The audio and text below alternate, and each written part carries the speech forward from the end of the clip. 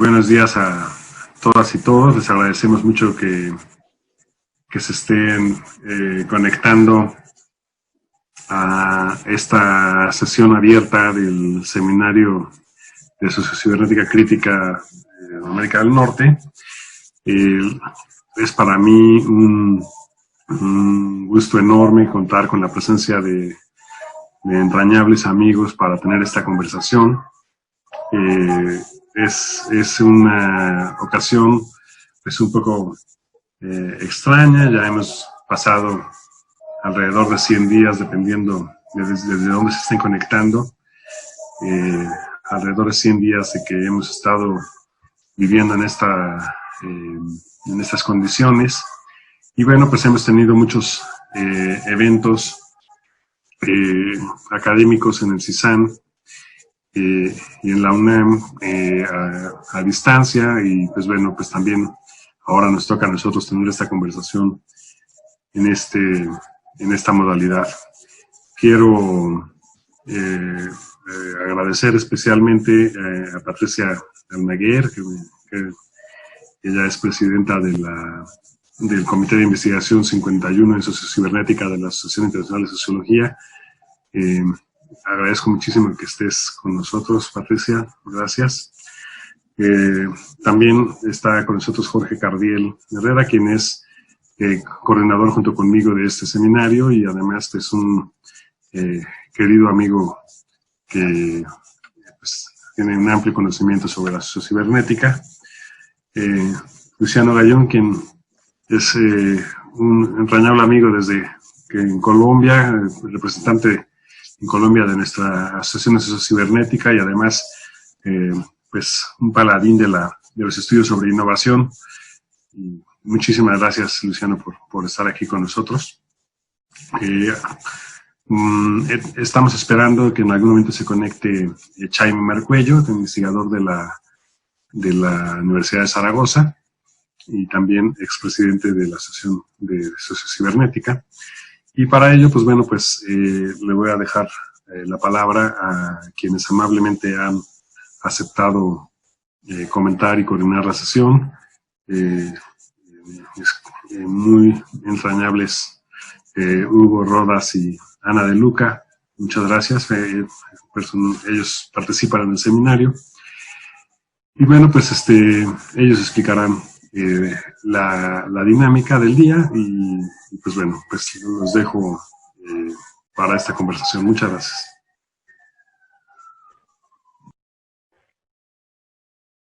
Hugo, está apagado tu micrófono. Estás en mute.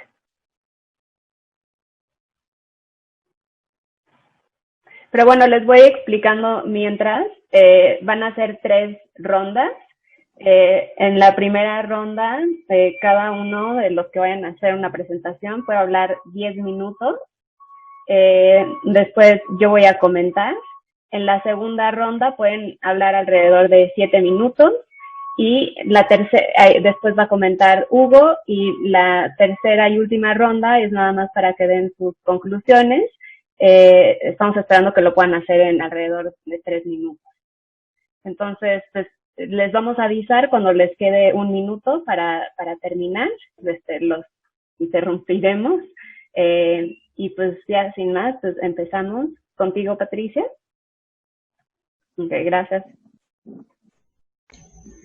Bueno, pues muchas gracias por la invitación. Es un gusto estar en este encuentro interdisciplinario, internacional, ¿no? También, y con este enfoque híbrido de analizar, ¿no? Este fue como el pretexto, la provocación, la invitación de hablar de la nueva normalidad, con grandes comillas, y también la perspectiva de la sociocibernética, que es un privilegio compartir el panel con todos miembros de nuestra Asociación Internacional de Sociología en el capítulo de Sociocibernética, que creo que es importante ir explicándole a la audiencia pues las fortalezas que nos está dando esa perspectiva a la hora de analizar los eventos que hemos estado viviendo a partir de la pandemia, ¿no? Entonces,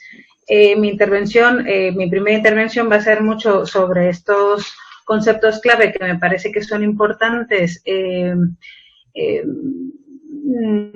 poner en valor para un análisis sistémico, muchos tipos de análisis sistémico, o un análisis desde la sociocibernética, y transitar, seguramente que Jorge, Luciano y Chaime, o sea, será yo hablar de un par de ideas desde esta perspectiva para, entre todos, pues poner a disposición de los que nos escuchan y nos ven, pues qué herramientas podemos obtener desde esta perspectiva de pronto tan específica, pero para nosotros, a mí me está resultando pues muy útil y muy poderosa para el análisis de esta realidad tan compleja que estamos viviendo, ¿no? Entonces yo tomé como punto de partida esta propuesta de nueva normalidad y decía, pues, ¿por dónde lo agarramos? Esta nueva normalidad, ¿no? Esta etiqueta, no sé si llega a un concepto, pero yo sí creo que es una como etiqueta, que es como una contradicción, como una paradoja, como una falacia, no sé yo, a mí me gustaría luego escucharles también sus comentarios,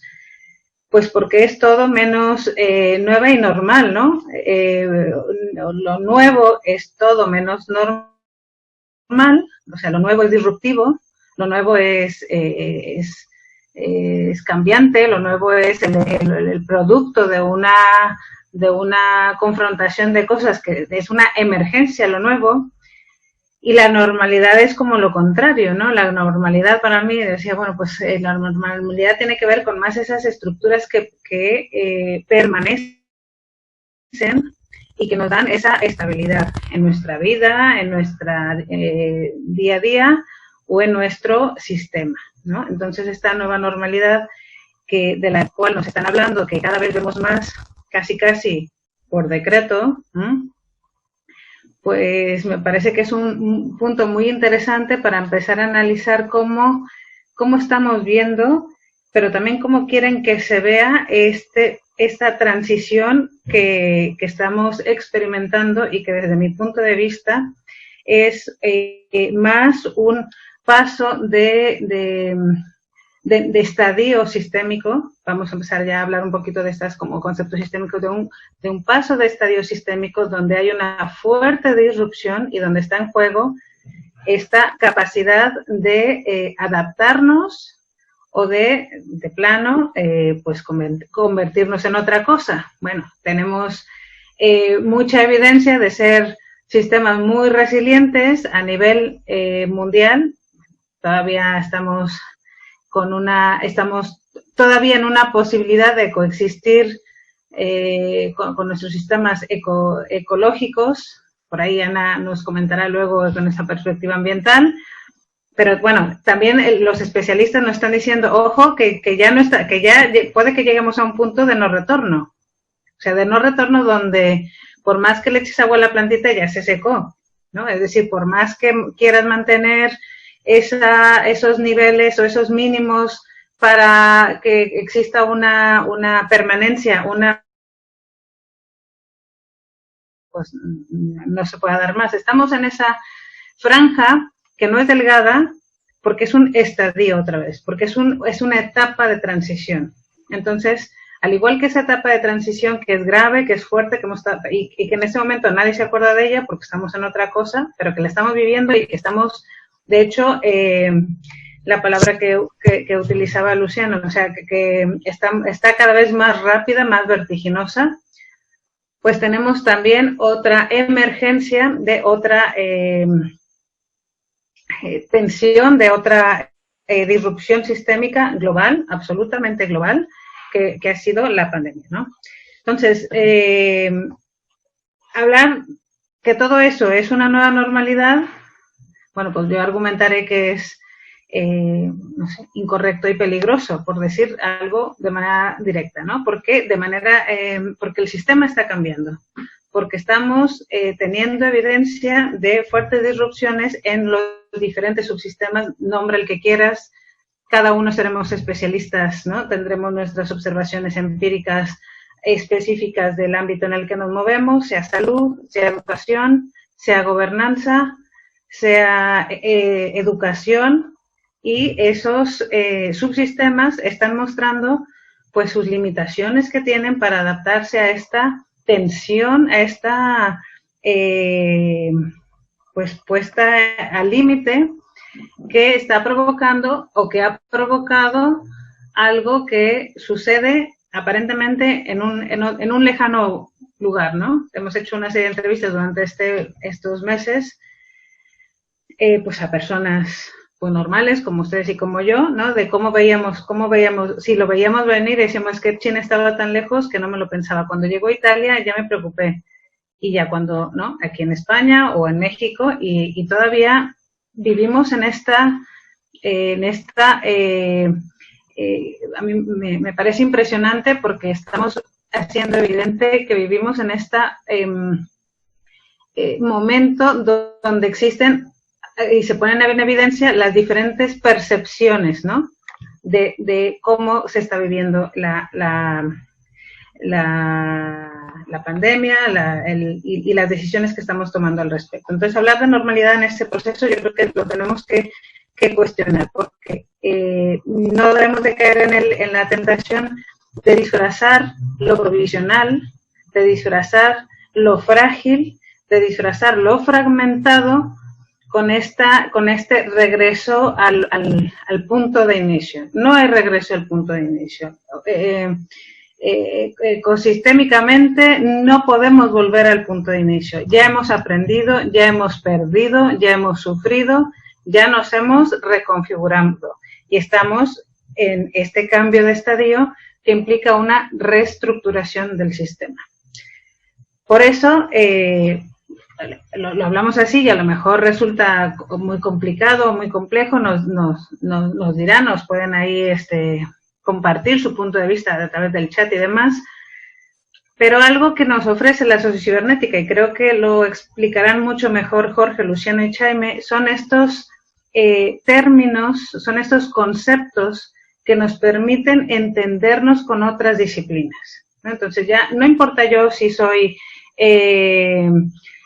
politóloga o si estoy desde la perspectiva ecológica o si soy trabajadora social, no importa, pero entendemos el concepto de sistema y porque nos sabemos inmersos en uno de ellos y entendemos que la reestructuración o el cambio de estadio que estamos hablando es mucho más amplio que el sistema en el que nos movemos. Yo siempre he estado aquí en mi sistema de salud y aquí hoy parece que se desmorona, ¿no?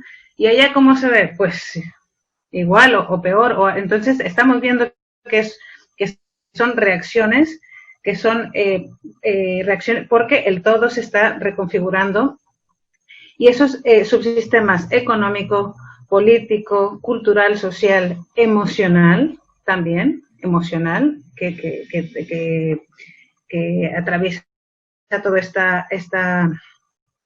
aspecto, porque es social, global, pero también individual o grupal, pues tiene múltiples dimensiones, ¿no? Y requiere, pues, esta perspectiva de análisis. Entonces decía, bueno, ¿qué es lo normal? ¿O a qué normalidad vamos a regresar?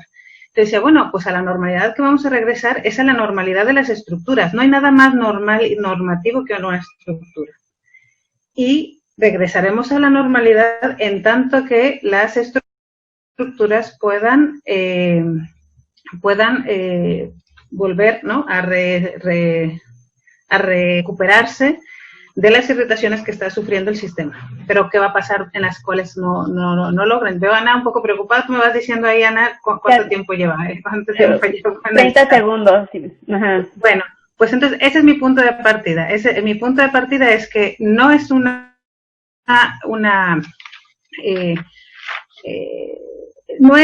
es trivial, ¿no? Es un cambio de estadio.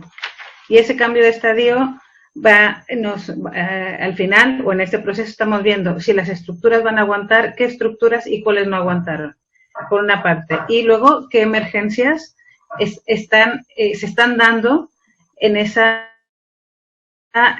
nueva reestructuración. Yo creo que emergencias muy interesantes en el mundo de la organización, de la reorganización social, pero también en otros ámbitos que no son tan positivos como quisiéramos. Y cierro ahí mi primera intervención. Okay, muchas gracias. Gracias. Patricia. Nada más quería comentar que pueden escribirnos preguntas que podemos después leerles a los que van a presentar al final de esta primera ronda. Bueno, Jorge, ¿quieres presentar? ¿No? Sí, gracias. Muchas gracias. Pues algunas de las cuestiones también que quisiera comentar primero, antes de que empecemos más a discutir sobre estas aproximaciones, ¿no?, que se pueden dar desde la sociocibernética. Pues primero que nada, pues que estamos frente a un fenómeno que es muy complejo, que bueno, desde la parte de cómo se forma, cómo se propaga este virus, este nuevo virus, desde ahí pues ya se está hablando de una caja negra, ¿no? Que retomando un concepto de la que es clave en la cibernética, ¿no? Que es cuando no se puede ver realmente el procesamiento que está haciendo un sistema interno, cuando estamos hablando de sistemas complejos, es decir, que hay algún tipo de input o hay algún tipo de estímulos o cosas que se toman, recursos del medio, se procesan y se obtiene pues un tipo de output, pero bueno, lo que tenemos con los sistemas complejos pues es ahí una caja negra, que es interesante porque incluso para el saber médico todavía no termina de entenderse qué sucede cuando este virus interactúa con el cuerpo humano, ¿no? Y con las poblaciones. Y bueno, y eso ya en el nivel social, pues también nos estamos enfrentando a transformaciones que aún no sabemos bien dónde nos van a dejar parados, ¿no? Con qué nuevos conceptos, con qué nuevos comportamientos o nuevas formas de vida que quizá logren ser adaptativas, aunque también pues creo que estamos en una etapa de ensayar y ya se irá viendo qué va a funcionar y qué no va a funcionar. Por decir un tercer concepto que es importante también, y particularmente en la teoría de sistemas, que es la contingencia, ¿no? Que quiere decir, por ejemplo, puede ser que lo normal, el otro lado de la distinción de lo normal, pues sea lo contingente, lo extraordinario, lo extravagante, o lo anormal, ¿no? Es decir, que ahorita, de alguna manera podemos ver qué era la normalidad que teníamos, porque ya no la tenemos frente a nosotros, ¿no? Porque ya estamos viviendo un momento donde se vuelve muy evidente el estado de contingencia. Sin embargo, pues, desde la teoría de sistemas, casi siempre se piensa desde la contingencia, ¿no? Ya de antemano, lo normal se considera que es algo... entonces, pues, la normalidad implica que siempre hay una transformación de estas estructuras. Y algunos cambios, pues, son como el que tenemos ahora, pues, de irrupción, de crisis, de cambio, reorganización violenta, y otros, pues, son de larga duración o de media duración. Y bueno, algo que hemos visto es que ante esta caja negra de no saber bien ante qué precisamente nos estamos enfrentando, pues hemos ido estableciendo ciertos esquemas causales, ciertas relaciones, ¿no? Una de las cosas que pues me parece clara, pues es esto del uso de cubrebocas, ¿no? Que al principio se decía que no servía, que todo esto realmente, no sé, que era inútil, ¿no? Y ahora pues ya se sabe que sí puede ayudar a reducir bastante el riesgo, ¿no? Y pues ahí entra concepto también que es clave para la teoría de sistemas, que es el de riesgo, ¿no? Precisamente que tiene que ver con cómo orientar este fenómeno que surge primero como algo que pertenece al orden del peligro, de lo peligroso, ¿no? Es decir, que no se podía prever del todo, ¿no? Ocurre como ocurre un terremoto o como ocurre algo que se sabe que en algún momento es probable que suceda, pero no se puede decir exactamente cuándo, ni cómo, y bueno, esto que ocurre primero como un peligro que tiene que ver como algo que ocurre en el entorno, ¿no? De la sociedad. Ahora pues estamos en el problema de cómo transformarlo en riesgo, ¿no? Es decir, que podemos controlar cierta parte de nuestra interacción con esta contingencia.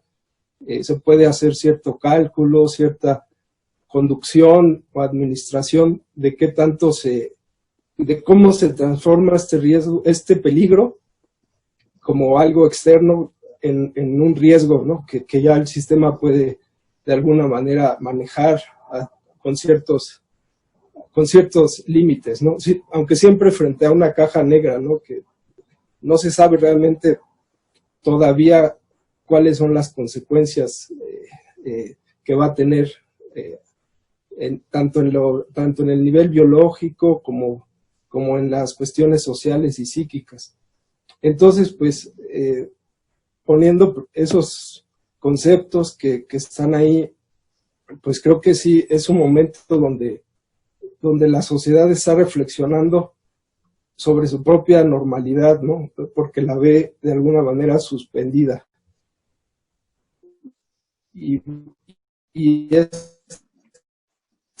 estado de acción pues puede ser reflexivo, ¿no? Y también puede traer oportunidades si se logra ser activos y lograr pues transformar este peligro en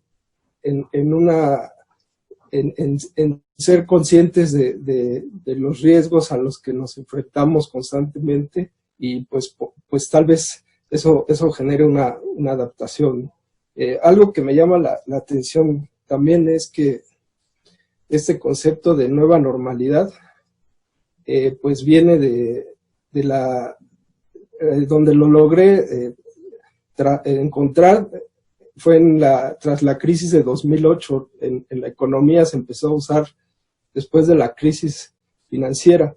Es decir que, bueno, viene fundamentalmente de la economía. Ya lo que se refería, pues, es que ya no iba a haber nunca el crecimiento económico que se tuvo, ¿no? Que de alguna manera ya se había desacelerado este crecimiento, y pues había que adaptarse a esta nueva situación.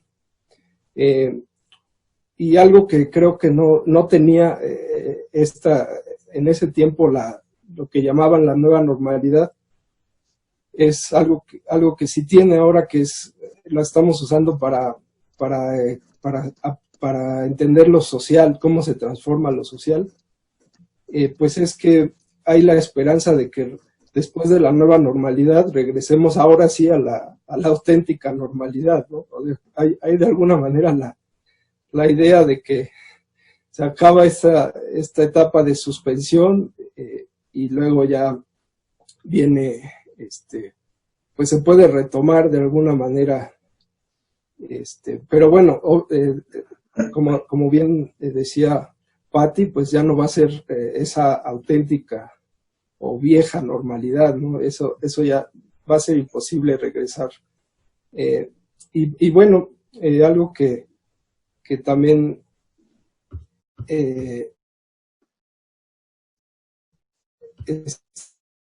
está sobre de la sociocibernética, pues es que cómo se va a jugar ahorita esta toma de decisiones, que bueno, tiene que ver con políticas públicas y con gobiernos, pero también cómo se puede pues permitir que haya esta autoorganización, ¿no? de de los sistemas, que es también parte de lo democrático, ¿no? Es decir, que de alguna manera pues se ha visto que se busca, por un lado, pues sí, tomar medidas que son necesarias, pero por otro lado, pues también permitir que cada quien pues vaya calculando como su propio riesgo, su propia forma de enfrentarse a... Y bueno, quizá la nueva normalidad significa eso, así, esta etiqueta que le han puesto a esta nueva etapa, que ya pasó la primera etapa de irrupción de la crisis, y ahora pues ya se individualiza o se atribuye un poco más el riesgo a cada actor, a cada gente, ya no se le dice quédate siempre en casa, sino que ya de alguna manera cada quien lo va a internalizar y lo va a ir tomando las decisiones. Eso sería. Muchas gracias, Jorge. Sí, gracias. Le recordamos a todos que pueden apuntar sus comentarios para que nosotros los introduzcamos luego en el diálogo. Vamos a dar paso ahora a Luciano para la siguiente exposición. Bien, bueno, buenos días a todos. De nuevo, muchas gracias al CISAM, a Juancho por esta invitación tan especial. La invitación fue de nueva normalidad porque Juancho invitó y dijo, bueno, vamos a tratar este tema y es abierto. Entonces, pues es un reto muy interesante y tratando de incorporar en el diálogo y en el discurso lo que nos propone Patricia y lo que nos propone Jorge, pues quería pues como hacer una pequeña aclaración de inicio, y es que pues les habla una persona que está formada en ingeniería electrónica en particular y que con el transcurso de los años pude tener la fortuna de entrar en el mundo de la sociología, y estoy tratando pues de entender y estudiar la sociología desde la ingeniería, desde luego, sin desaprovechar ese recorrido. Entonces, yo los quiero invitar en estos pues, pocos minutos a hacer un ejercicio de incluir algunos conceptos de este trabajo, y entonces quiero que en el chat me digan qué están observando. Ustedes en esa imagen, ¿qué observan? Rápidamente en el chat, en 5 segunditos, escriban qué observan. Después ya miraremos con más detalle pues lo que nos presenta el chat, pero es un ejercicio de observación que nos permita discutir sobre temas. Muy bien, 3 segundos más y vamos a pasar a la siguiente página. Ahí estamos observando algo, lo podemos describir, cada uno de nosotros es un observador en este momento, y entonces en la siguiente lámina vamos a ver otra situación. En esta, de nuevo, ¿qué están observando?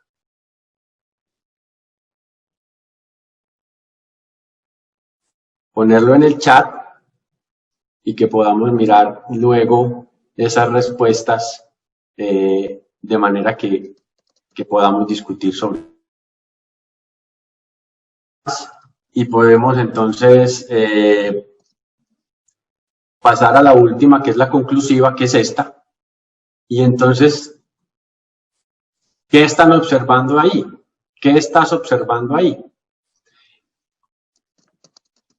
Pasamos de una primera imagen que nos mostraba pues el árbol, pasamos a una segunda que nos mostró un árbol, una persona y un árbol, y llegamos a esta tercera imagen que nos muestra una descripción tal vez un poco más completa de lo que ha venido ocurriendo hasta este momento. En esta imagen podemos ver entonces lo que llamamos un lazo de retroalimentación o un lazo de causa-efecto, que lo que yo quiero resaltar en este momento es el tiempo.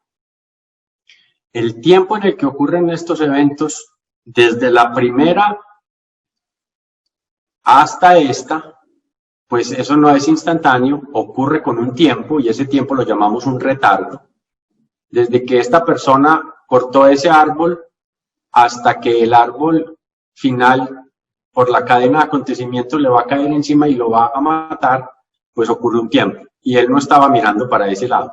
Lo otro que quiero resaltar de esta presentación que acabamos de vivir es que la única manera de ver un problema de diferentes formas y sobre todo lograr ver los lazos de retroalimentación de un problema nos exige movernos.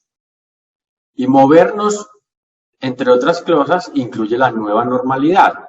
Este es un punto de vista de normalidad, porque yo estoy en una condición de equilibrio observándolo, pero ir a una nueva normalidad implicó moverme en coordenadas territoriales, espaciales, hasta llegar a esta. Entonces, una nueva normalidad la podríamos entender desde ese punto de vista. Es un nuevo punto espacio-temporal de observación que posiblemente nos oculta o nos revela lazos de retroalimentación de los fenómenos que están ocurriendo en una situación. Con la nueva normalidad asociada a la pandemia, pues tenemos cosas como esta, donde desde luego aparece el asunto del retardo. El lunes yo empecé a ser contagioso, pero solamente voy a descubrir que estaba enfermo hasta el jueves, hoy. Si alguno de ustedes, esperemos que no, si alguno de nosotros, esperemos que no, empezó a estar contagiado el lunes pasado, solo hasta hoy va a empezar a tener síntomas y eso quiere decir que estuvo 4 días ayudándole a otros a contagiarse. Entonces, para los estudios en particular, por ejemplo, de la epidemiología, los retardos son claves y los retardos implican y necesitan alejarse.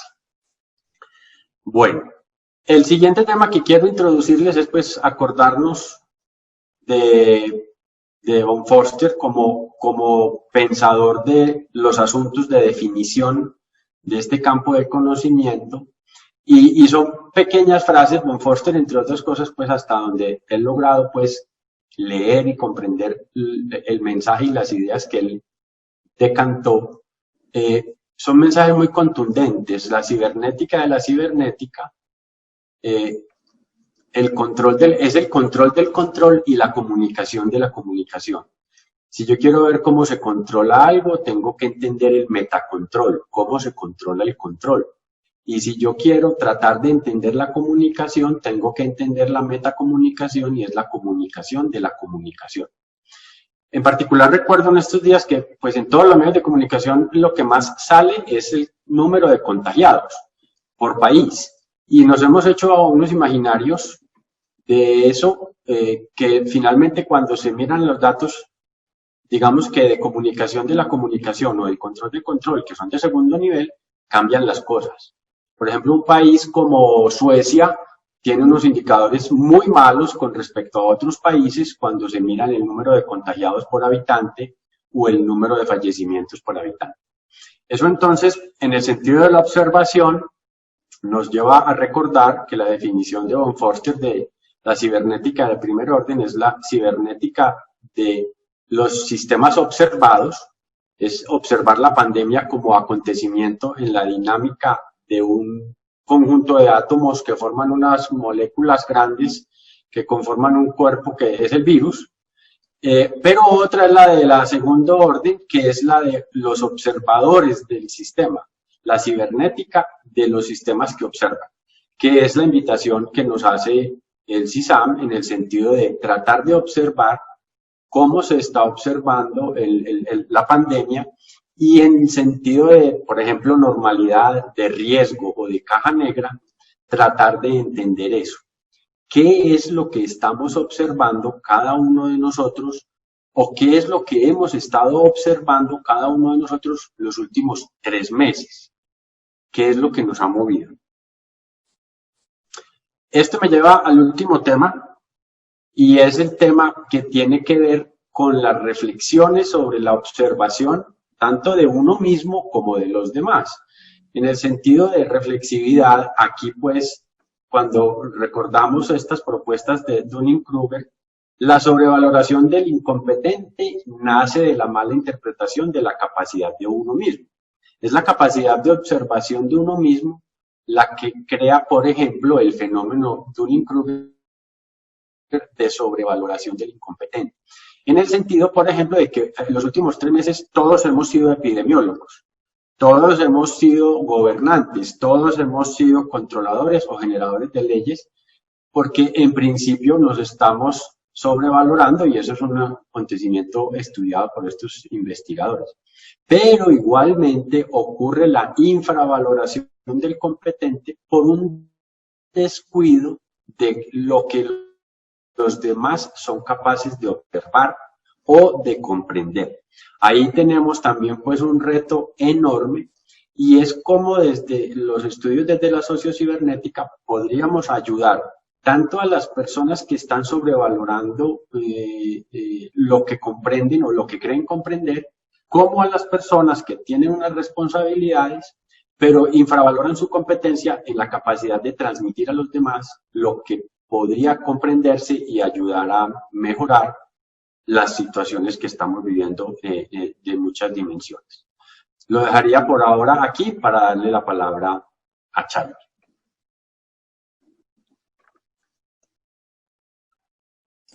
Hola. ¿Me oyen? Me ha dado la palabra a mí Luciano, ¿no? Sí, Charlie. Perdón por llegar tarde. No es que estuviera lejos de esta computadora, sino pues que tuve una confusión con el horario y pues me incorporé tarde. Entonces he escuchado parte de lo que ha dicho Jorge y lo que ha contado Luciano. No sé si alguien me puede dar un pequeño feedback antes de empezar para saber dónde estoy, porque si no igual empiezo descubriendo la rueda y alguien me dice, de esto ya hablamos. Entonces, ¿alguien me podría dar feedback si no queda así un poquito raro para saber en qué punto están ustedes? Porque si no igual llego yo como una pisonadora y dice, pero este señor se ha equivocado de audiencia o de sitio. ¿Alguien me podría ayudar? Sí, claro, yo te puedo explicar. Ah, bueno, tú dile. No, que es por saber, sitúame en qué punto estamos brevemente, porque me perdí el comienzo de por lo menos 20 minutos o algo así. Sí, estamos en la primera ronda de participaciones. ¿Sí? Te perdiste la de Patricia, ¿no? Vaya. Si llegaste a la de Jorge fue el segundo. En total van a haber 3 rondas. ¿Sí? En esta primera ronda tienen 10 minutos para hacer una presentación inicial. En la segunda tienen 7 minutos y la tercera ronda consta de 3 minutos que sean sus conclusiones. Bueno. Así que ahí es en donde estamos, en la parte final de la primera ronda. Vale. Bueno, pues entonces voy a ver si soy capaz de decir algunas cosas para provocar. Primero, a mí la palabra nueva normalidad en España es un uso de un lenguaje que si leyéramos de nuevo a George Orwell nos pondríamos nerviosos. Recomiendo mucho leer a Orwell otra vez, sobre todo en 1984, volver a leer a Orwell en Animal Farm, volver a leer a Orwell cuando habla de Barcelona, en su estancia en Barcelona, y volver a leer aquellos 2 términos que son fundamentales de nuevo lenguaje y doble lenguaje.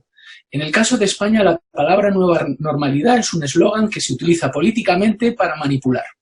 Y lo está haciendo excelentemente el gobierno de Sánchez y Iglesias. Sobre todo intentan es controlar el mensaje público y la incertidumbre, generando un contexto donde con ese doble lenguaje pues intentan decirnos que vamos a estar en una nueva normalidad, como si la normalidad fuera algo que tú tienes y que además puedes, bueno, en fin, es la crítica que hago desde la perspectiva que podemos llamar sociocibernética, que no sé si eso existe en sentido estricto, es que de la parte que hablamos siempre del control de la máquina y del animal, el lenguaje es un instrumento fundamental. Entonces, cuando de repente un señor te dice que unidos saldremos de esta y a continuación te dicen que mantenga la distancia social, a ver, ¿no me ha dicho que teníamos que salir unidos? ¿Alguien se imagina una unión distanciada? Eso no, bueno, también lo podríamos llamar oxímoron, ¿no? Entonces, más allá de lo que he escuchado de Jorge y de lo de Luciano, a Luciano habría que decirle que, en fin, que observar no es ver.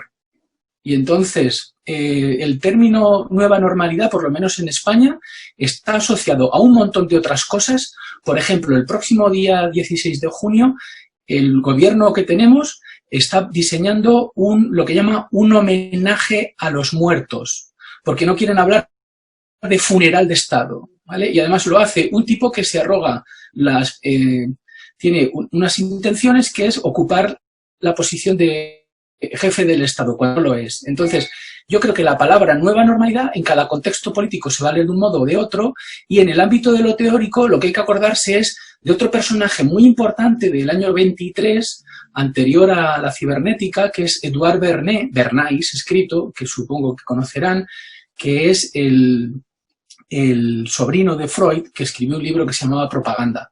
No sé si lo leyeron, es interesantísimo, es uno de los padres de la creación de la opinión pública, que Goebbels en su día sí que lo leyó y fue uno de los grandes, ¿cómo se dice? Practitioners, ¿cómo se dice esto en español? Jolín, cuando aplicas algo, eso me entiende, ¿no? Cuando tú tienes una teoría y luego la aplicas muy bien, pues las teorías de Goebbels, de Verne, las aplicó muy bien Goebbels en todo el aparato de propaganda nazi. Bueno, salvando las distancias, no estamos en el mismo sitio, pero la palabra nueva normalidad tiene mucho de orwelliano, tiene mucho de un mecanismo de control de lo que es incontrolable, como es la incertidumbre. Y justo ahí es el territorio donde estamos desde una sociedad cibernética crítica, como le gusta decir a Juancho, es donde tenemos que poner el acento. Es, no me vendas motos. Se pueden decir cosas más sencillas. En España, por lo menos, es una frase que se suele decir. No me vendas una moto cuando lo que queremos, en realidad, es colocarte un rejón. O sea, un rejón es, ¿sabes? Lo que le meten al toro cuando viene bravo y entonces le metes un rejón, lo apaciguas y entonces ya lo puedes seguir toreando e incluso llegar a matar al final. Entonces, el concepto nueva normalidad en el caso español es un político que no tiene ningún interés teórico más que dominar y domesticar a la opinión pública. Y hay una serie de gentes que lo que hablan es, desde mi punto de vista, usan ese lenguaje para hacer aquí hay una palabra que no sé si les gustará, que a mí me encanta, de mamporreros de gobierno. Esto se está grabando, no sé luego qué efectos tendrá, porque además en el caso español una cosa que se ha visto es que el gobierno que tenemos está inyectando su control en todas las esferas del Estado, de tal manera que se ha cargado la separación de los tres poderes que son clásicos desde Montesquieu, se ha cargado a la cúpula del sistema que, pues no sé si están al tanto, saben que había una investigación judicial y el ministro ha destituido, el ministro del Interior, del cual depende todo esto, ha destituido a toda la cúpula policial que estaba involucrada ahí porque no le dejaron acceder a las investigaciones que estaba haciendo el Poder Judicial. Esta distancia entre Poder Judicial y Poder Político en el ámbito del Ejecutivo, pues está detrás de la cuestión del concepto de nueva normalidad. Y no sé si estoy siendo muy ordenado, ya perdonarán, un minuto o dos, creo que ya estoy sobre el tiempo. Quedan 5, Jaime. Ah, me quedan 5. Bueno, pues entonces yo he ido más por el lado de la provocación. Y también para provocarles un poco allá. A mí me da la impresión que AMLO juega con el mismo tipo de lenguaje que aquí Podemos y que Maduro en su contexto. Es la creación de nuevos códigos lingüísticos usando un nuevo lenguaje que en realidad es el mismo lenguaje de siempre, cargándolo de cosas que dice, pero bueno, ¿usted se cree que yo soy tonto? O sea, hay una cosa de partida, no hace falta ser epidemiólogo para que aquí tenemos a Fernando Simón, que es además de Zaragoza, que un día de repente dice que, no, si mi hijo quiere ir a la manifestación del 8M, pues que vaya. Pues muy bien, entonces yo me lo creo. Pero luego cambia de opinión y de repente dice que hay 13.000 muertos que no sabemos dónde poner. Hombre, oiga, tenga cuidado con las palabras que dice. Entonces, la palabra nueva normalidad es un juego de lenguaje visto desde el punto de Orwell, que sería para domesticar y controlar, que en el fondo es como cuando se hace un ministerio para la igualdad o dentro de un ministerio de la verdad. Entonces, yo creo que la llamada, si queremos, cibernética sería decir, oiga, usemos las palabras y veamos qué pasa cuando las digo sin intentar meter goles, no sé si lo dicen allá en México o en Colombia, y bajemos quizás en la perspectiva porque, bueno, a todo esto, esta es mi perspectiva, no quiere decir que sea la perspectiva, porque además hay muchas perspectivas. Entonces, de los textos de Bon Foster, hay uno que a mí me parece genial, que además fue publicado en Medellín y que gracias a Luciano tengo una copia, que se llama Sistémica Elemental desde un punto de vista superior, y ahí Bon Foster precisamente una de las cosas que resalta es el papel del lenguaje. Cómo el lenguaje además es algo que tiene un componente casi mágico, porque todos hablamos, todos jugamos con las palabras, pero casi nunca sabemos explicar muy bien cómo somos capaces de hablar, porque es así, cómo lo decimos, ¿no? Entonces, el ejercicio de reflexión sobre la nueva normalidad, yo creo que es precisamente desmontar este uso de las palabras que, a mi juicio, nos lleva, como siempre, el que está en el poder quiere mantenerlo y los que están por alrededor, pues lo quieren ocupar. Y los que sufrimos los efectos del poder, pues lo que tenemos como reto, me parece a mí, es desmontarlo de unos y otros, porque no quiere decir que los que están de llegar al poder vayan a ser mejores que el que está. Bueno, no sé si he sido muy desordenado, espero haber provocado por lo menos una irritación en el sistema, y si luego dentro de algunos he irritado mucho, pues ya me lo dirán, pero como estoy sentado en casa y no sé si estoy hablando con muchos, con pocos o conmigo mismo, pues cuando deje de hablar, pues luego me dicen. Bueno, aquí. Muchas gracias, Jaime. Antes de pasar a la siguiente ronda de 7 minutos cada uno, vamos junto con Ana a tratar de intentar solucionar algunos de las preguntas y comentarios del chat, de manera que me voy a permitir comenzar para decir sencillamente que, como ustedes habrán visto, el significante que el CISAN le da a nueva normalidad está entre interrogación. De manera que está puesto en duda en principio precisamente para considerar la noción sociocibernética y de teoría de sistemas complejos de la complejidad, de que cualquier definición, en particular ideológica o político-ideológica, debería someterse a una reflexión colectiva. Lo segundo es que New Normal surge como concepto en los años 2008-2009, como ha dicho muy bien Juancho, desde el ámbito de los negocios. Y tanto en lo que es e-commerce y otros ámbitos de negocios, la idea principal, después de la crisis del 2008-2009, que dio lugar a la idea de una normalidad recuperada, era que se lograría un equilibrio. El año 2014 China utiliza nueva normalidad como referencia a su situación global, y hace muy poco tiempo la administración estadounidense niega toda novedad y afirma que se va a retornar a la normalidad. Eso va a ser básicamente tres hitos en perspectiva histórica de lo que es este concepto, que es una contradicción en los términos, y que precisamente por eso el CISAN y el Seminario de Sociocibernética, que además asume la importancia de la teoría crítica, pone en cuestión. Con este comentario quisiera dar lugar a lo que Ana, con mejor criterio, podría sugerirles a ustedes para la segunda fase de 7 minutos, recuperando los comentarios previos y tal vez desarrollando lo que se ha dicho previamente. Sí, gracias, Hugo. Pues, bueno, voy a hacer algunos comentarios sobre algunos temas que fueron recurrentes en sus presentaciones, y también voy a leer algunos de los comentarios que nos han puesto aquí en el chat.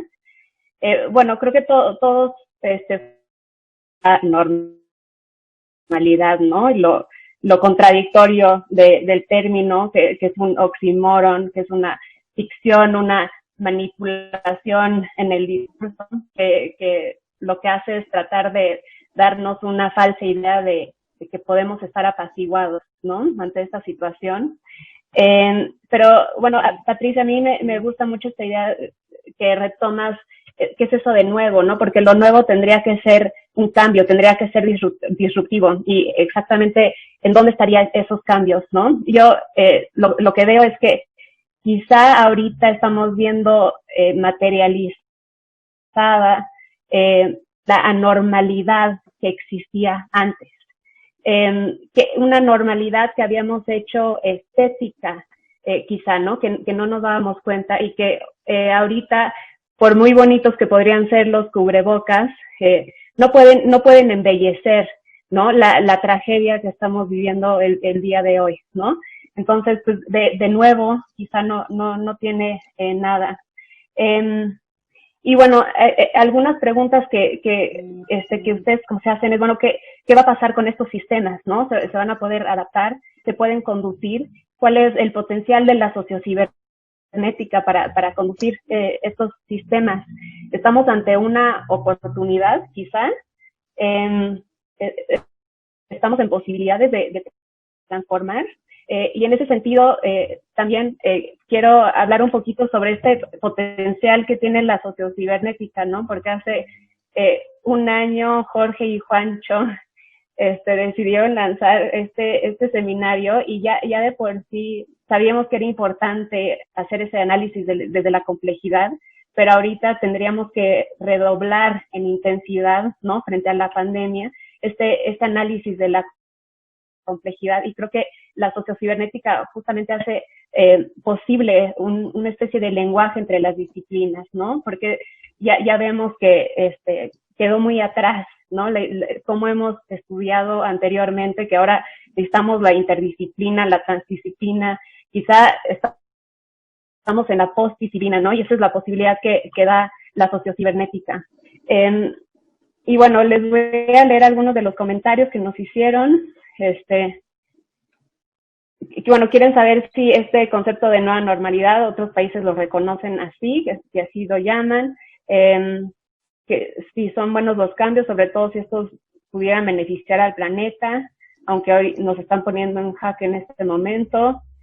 Hablan de la situación de la violencia de género, que esa es otra crisis, ¿no? Interconectada con otras más. Camelia nos dice, no es una etiqueta política la nueva normalidad que viene de figuras públicas poco familiarizadas con la comunicación de la salud. Es incluso peligroso porque sabemos que la mala comunicación en una crisis como la actual cobra vidas también. ¿Se debe usar? Es la pregunta que hace Camelia. Mandan saludos desde Colombia. Bueno, Juancho, que igual quizá tú lo quieres decir, pero lo digo, ¿no? Que dice que la nueva normalidad es un término que viene de personas de negocios y de la economía para referirse a normalizar lo que antes se consideraba anormal. Se ha extendido su uso como una muletilla sin sustancia, como una etiqueta, dijo Patricia Almaguer, y por ello se usa aquí para poder cuestionarla. Y bueno, ya respuestas a lo de... bueno, y tenemos una pregunta de YouTube. ¿Qué opinión tienen de la normalidad vieja? Que muy normal que digamos no era. En realidad creo que no existe normalidad como tal, ni vieja ni nueva. Saludos desde Zacatecas. Bueno, entonces yo creo que ya podemos dar inicio a la segunda ronda. Van a tener 7 minutos. Les vamos a avisar 1 minuto antes de que acabe su tiempo y volvemos a empezar con Patricia. Gracias. Bueno, pues una excelente síntesis, Ana, y retomo ahí la cuestión de la compañera que mencionaba si la antigua normalidad era normal o qué, ¿no? Entonces yo creo que más que el concepto no nos sirve, lo de normalidad, anormal, etcétera, que es normal, hay toda una literatura crítica al respecto. Desde la perspectiva es hablar de momentos de estabilidad en sistemas altamente dinámicos, ¿no? O sea que de entrada tenemos que reconocer que somos sistemas abiertos, dinámicos y altamente inestables, desde lo individual hasta lo grupal, societal y global, ¿no? Entonces, yo creo que tenemos que ver más bien cómo se dan esos puntos de estabilidad, si es una estabilidad deseable. A veces yo creo que las características de esa estabilidad pueden tener condiciones indeseables o injustas, ¿no? Entonces es la parte que toca analizar. Y en mi intervención anterior hablaba de que pues este imposible regreso a la normalidad, ¿no? Que es, más bien teníamos que hablar sobre cómo las estructuras, y mencionaba que son lo que dicta la normalidad, porque son lo más estable, cómo esas estructuras están sobreviviendo o no pues la pandemia, ¿no? cómo están resistiendo esas irritaciones, esas crisis del sistema. Y bueno, por institución me refiero desde matrimonios, ¿no? Por ahí la estadística que nos da risa de que hay más divorcios ahora durante la pandemia y todo eso, que jiji, jaja, pero estamos hablando de estructuras sociales, de instituciones, hasta cuestiones tan sólidas como pues institutos y el propio sistema de seguridad social pues nacionales, etcétera, ¿no? Hasta estructuras de gobernanza global, ¿no? Entonces aquí nos preguntamos, ¿dónde estaban? ¿Cómo se han adaptado? ¿Cómo han respondido esas estructuras macro, esas estructuras globales, Unión Europea, OSD, a la pandemia? ¿Tuvieron una respuesta rápida? ¿Supieron adaptarse? ¿Supieron anticipar? ¿O han ido demasiado lenta como para responder a la pandemia en la realidad local, ¿no?, que se está viviendo? Pues yo resumo con que ha habido poca capacidad de respuesta global, desde mi parecer, puede haber que me difiera.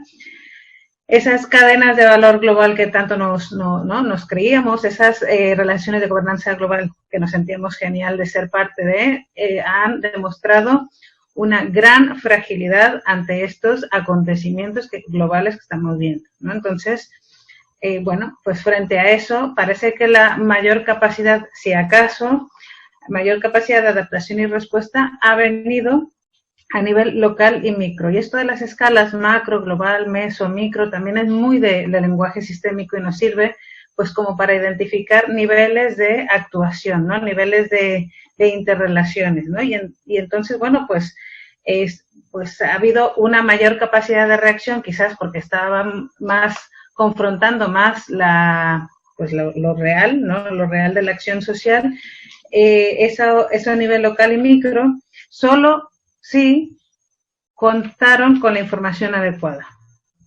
Solo si tuvieron una visión y una acción de anticipación. Entonces, tenemos a lo mejor anecdóticos, pero bueno, yo creo que de muchos casos específicos vamos construyendo una observación más grande, pues de respuestas que a nivel local se han logrado dar y que han frenado la pandemia de alguna forma, ¿no?, al responder de manera organizada y con decisiones que han tomado personas, no sistemas, personas, con respecto a acciones individuales y colectivas que al propagar, pues esto ha hecho que vire un poco, ¿no? Entonces, bueno, asumir tu rol histórico, pues se ha demostrado que hace un cambio en el sistema, ¿no? A lo mejor pequeño, pero bueno, que de luego propagándolo de manera organizada, pues puede dar una diferencia. Directores de residencias de ancianos que tomaron decisiones y que hicieron que su residencia se contagiara menos. Tomadores de decisiones, digo alcaldes o digo cualquier otra figura o alcaldes de barrios rurales, lo que sea, que tomaron decisiones y que entonces, bueno, vemos que es importante que cuando no hay una respuesta, pues tiene que darse, del gran sistema tiene que darse una reorganización y que los elementos, en este caso los actores sociales, juegan un rol importante para algo que creo que tenemos que hablar entre todos. Yo lo dejo ahí porque sé que termina mi momento. Pero para algo que tenemos que hablar, que es la anticipación. No, esto no es como un terremoto, difiero de Jorge, esto no es como un terremoto, porque esto teníamos información y teníamos conocimiento que estaba dando muchas pistas desde hace tiempo que algo así iba a pasar. Entonces, ¿cómo fluye la información? ¿Cómo se está nutriendo? ¿A qué información hacerle caso y cuál no? ¿Cómo se distribuye en qué niveles? Y cómo se manipula o se reutiliza, que en esto especialistas los de la sociocibernética crítica, pues yo creo que es algo que tenemos que debatir.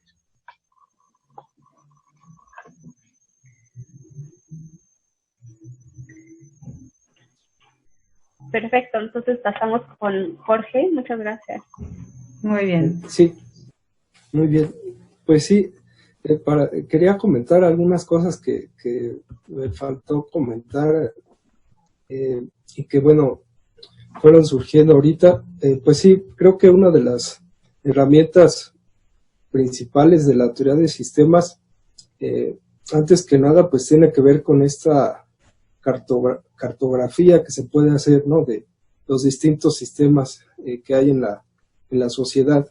O sea, quizá esta posibilidad de distinguir muy claramente qué es lo que pasa en el sistema médico, en el sistema económico, en el sistema político, y luego, como un sistema más, pues los medios de difusión, ¿no?, los medios de comunicación, los medios masivos, y bueno, ahora también los medios digitales, ¿no?, que yo creo que ese es una de las fortalezas que se pueden tener sobre pensar que cada uno de estos sistemas pues va generando su perspectiva, ¿no?, sobre esto que está sucediendo, y cada uno pues va a reaccionar de manera diversa, con cierta, con la lógica de lo que está en su memoria, lo que está en sus estructuras, ¿no?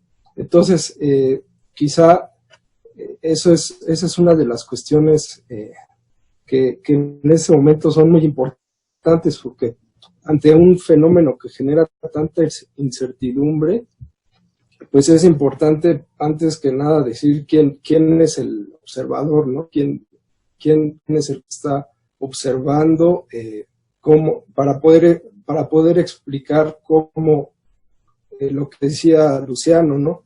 Lo que estamos tratando de hacer aquí, ¿no? Cómo se está observando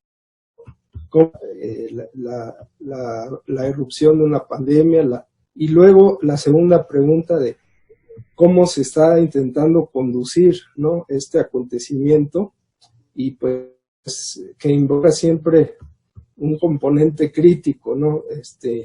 Incluso para poder decir si se está tomando el rumbo o las medidas que son requeridas en este caso, pues también se necesita ese momento de crítica, ¿no? Es decir, contemplar de qué otras maneras se podría estar realizando esa conducción. Y bueno, algo también justo que tiene que ver con el hecho de la organización, ¿no? Que cada sistema pues tiene esta autonomía, ¿no? Es decir, que cada sistema está de alguna manera organizándose frente a este fenómeno, y pues considerar esas distinciones creo que es una de las fortalezas, ¿no?, en principio de la teoría de sistemas, que bueno, está muy ligada a la pregunta de la cibernética, ¿no?, cómo está intentando controlar o manejar la crisis cada uno de estos sistemas.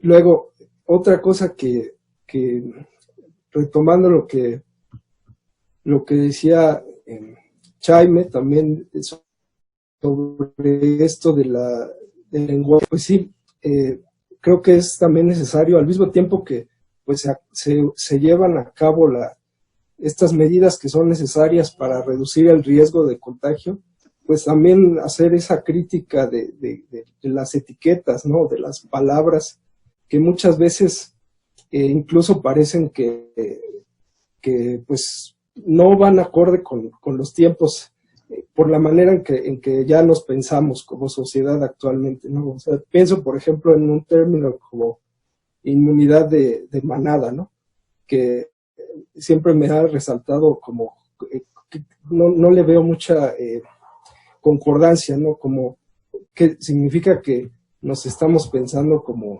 una manada, ¿no? Parece que cosas así generan disonancias cognitivas, porque por un lado pues ya no se está pensando, la sociedad se está tratando de pensar ya de una manera, y es necesario, no sé, lo de distancia social es otra de las palabras, ¿no?, que realmente se trata de distancia física, ¿no? Cosas así que creo que es importante esa tarea política conceptual, que también requiere esa crítica, ¿no? Independientemente de que se deban tomar esas, fácticamente, ¿no?, todas esas medidas, pues sí es importante reflexionar sobre cómo nos estamos pues describiendo a nosotros mismos, ¿no?, cómo nuestra semántica ante esto. Y bueno, otra cosa que también quería comentar sobre cómo esta situación de incertidumbre pues ha sido también una oportunidad para varios pues intereses que son como parasitarios, ¿no? Que de alguna manera aprovechan lo que está sucediendo y pues tiene que ver con estas esquemas que establecen, no sé, teorías que le llaman teorías de la conspiración, ¿no? Que si no sé, que si el 5G o que Bill Gates, todo ese tipo de cosas que plantean esquemas causales que sobresimplifican la situación, ¿no? Es decir, que plantean una solución y te dicen, pues ya aclaramos la caja negra, ¿no? Es así y así, y este es el esquema causal con el que tienes que navegar, ¿no? En esta incertidumbre. Que yo creo que ahí es curioso que justo las plataformas digitales pues sirvan para amplificar también esto. Y es un problema que realmente conduce pues a la desinformación. Se pierde un poco el verdadero avance en el conocimiento científico, se pierde junto a todas estas otras esquemas causa-efecto que pues más bien podríamos llamar como mágicos, ¿no? Porque establecen realmente la relación entre, o la determinación entre 2 o 3 variables que pues no tienen fáctica, ¿no?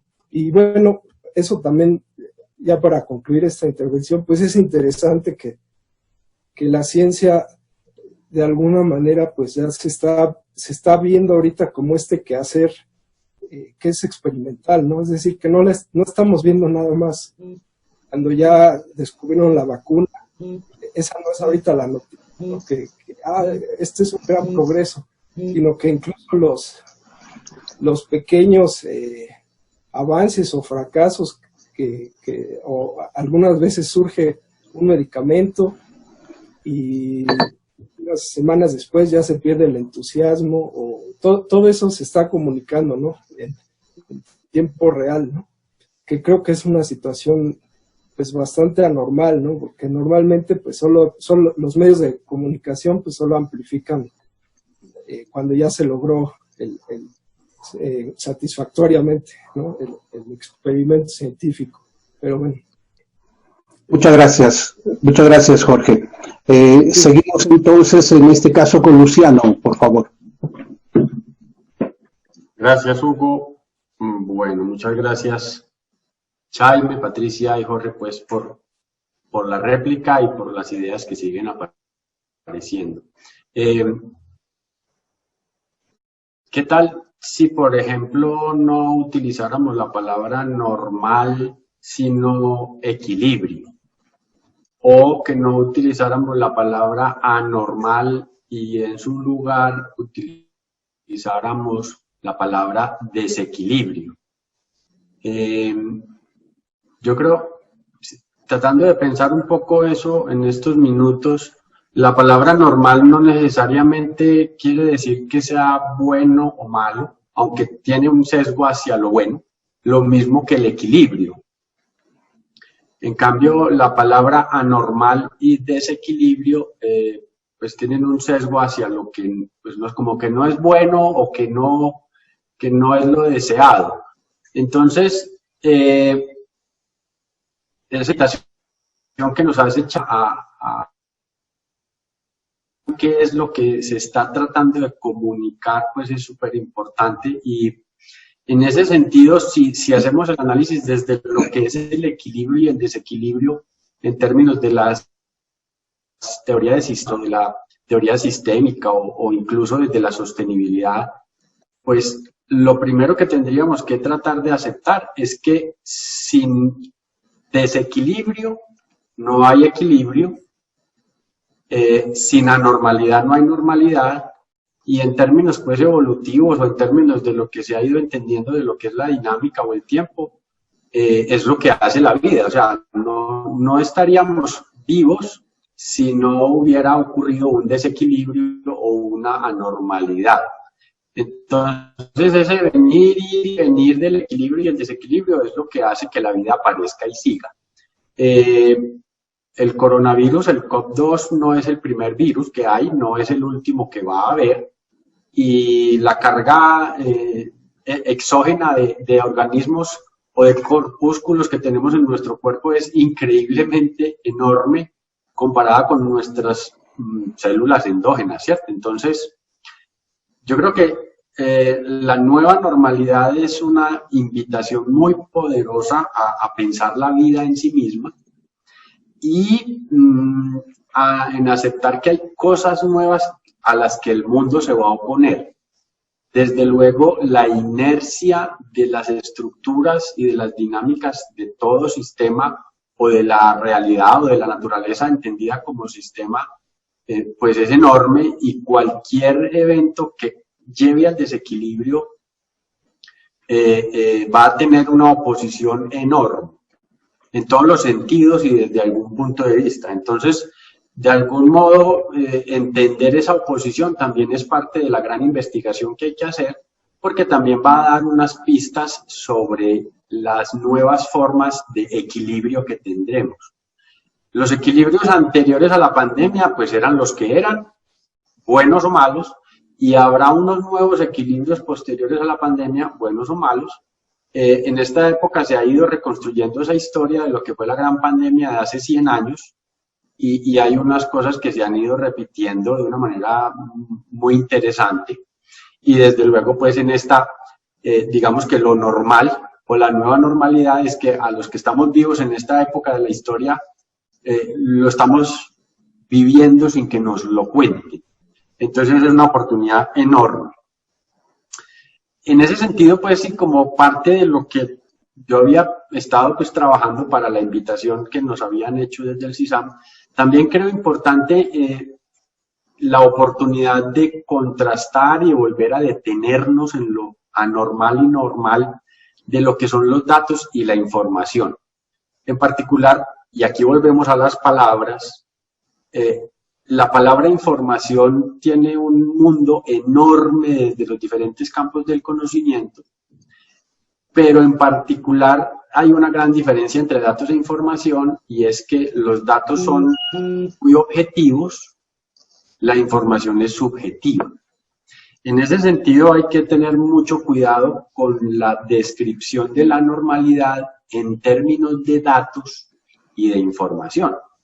Cuando uno descubre que uno de los países o de los estados más afectados del planeta es el Vaticano, porque casi 1 de cada 10 habitantes ya se ha contagiado, entonces estamos hablando de información en el sentido de relaciones de datos.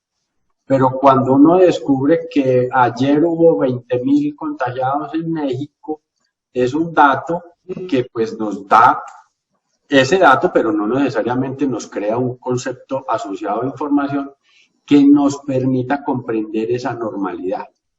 En ese sentido, los datos no necesariamente creo yo que son valiosos para directamente o de primer nivel declarar qué es el equilibrio al que estamos llegando. En cambio, la información sí nos permite comprender esa nueva transición de una normalidad a otra, o de un equilibrio a otro, que finalmente es la transición, y por lo tanto me parece supremamente valioso tratar de comprender que la normalidad es subjetiva, es la normalidad dependiendo de quien declara la relación entre unos datos.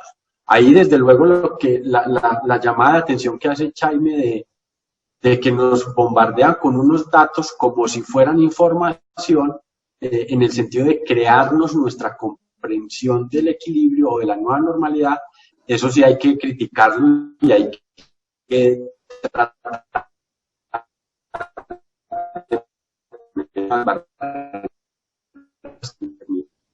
como se vive en este conjunto de relaciones con ellos, tratar de dar cuenta de esa normalidad. Entonces, en resumen de esta segunda intervención, creo que hay que tratar de transmitir la idea a todos en que la nueva normalidad es subjetiva y en el sentido de compartirla, creo que lograremos entender más las formas de aceptarla y de asumirla.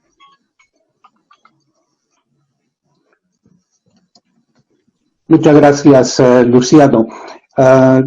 Vamos a pasar entonces a la cuarta participación de esta segunda ronda, que es la de Chaime, con todas las provocaciones y comentarios que sean necesarios para que luego Ana y yo podamos hacer una intervención breve. Adelante, Chaime.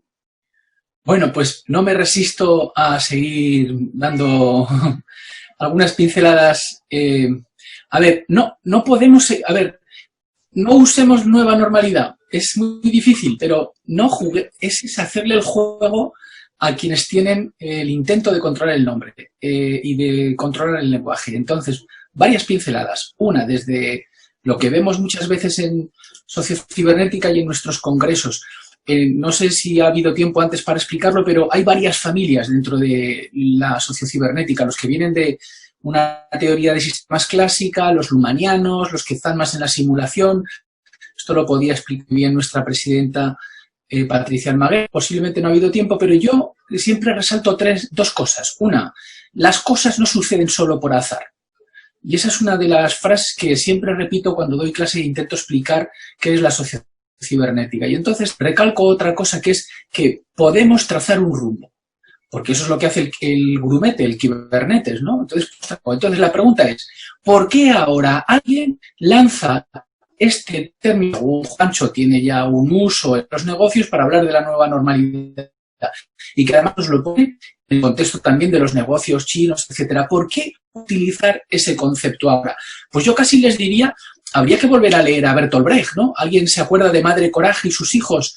No sé si se acuerdan de aquel personaje de la cantinera, Thürling, que ella lo dice muy claramente en los diálogos, dice, yo no quiero que termine la guerra, pues la guerra me viene a mí muy bien, de ella depende todo de su negocio.